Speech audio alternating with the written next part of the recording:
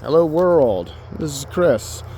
I got a comment about the LX4020 and figured I'd do a little walkthrough to kind of show the guy some of the differences between the ROPS version and the cab. And you got Casson over there taking a look at things as well. He's not feeling so well, not sure how long he's gonna do. Let's take a look at the 4020. This is a little bit newer.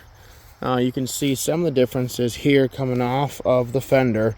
This is what you have here as far as structural support. So you do have steel coming up, and then you have steel wrapping around the top, going across here. But then everything up top, this is all plastic.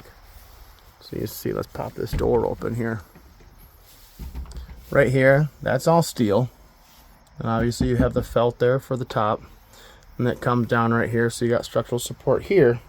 But you definitely gain a lot of structure down the bottom as well, so that helps to keep that center of gravity low. This right here, you got steel, and obviously you got your plastic fenders.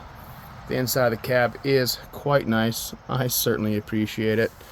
It's one of my favorite aspects about this purchase is I went ahead with the cab.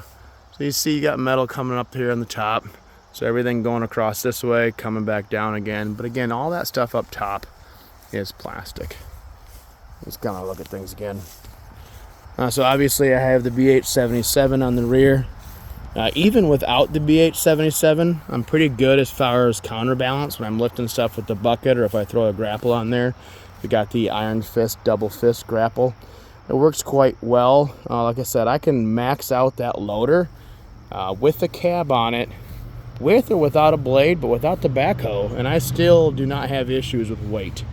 I haven't tried going full speed with a load or mowing at a sharp angle, but that's usually not suggested anyway. So I do have the R14s on here. I do certainly like these hybrids. This is something that I'm happy with as well.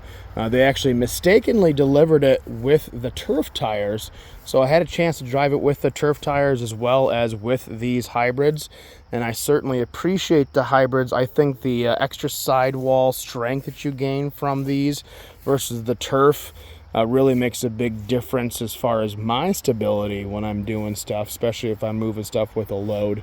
Looking at the cab again, so obviously we do have this metal here going back up, coming back and towards the back end here, and then obviously you've got metal right here as well coming all down. So we've got some metal up high bringing that center of gravity up, but again we do have the extra metal down below to help bring it back down. So I would say it kind of equals out. Obviously, as you can tell, I've got a lot of framing for belly mower and snow blower and a lot of other stuff going on down here, so I definitely do have a lot of extra weight down below.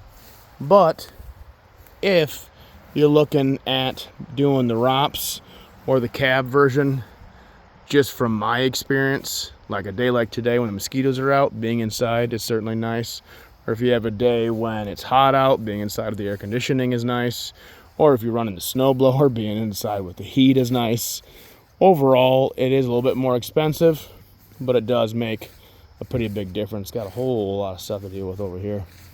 But yes, this is the LX4020 with the cab version. I did a lot of the whiz-bang doodads.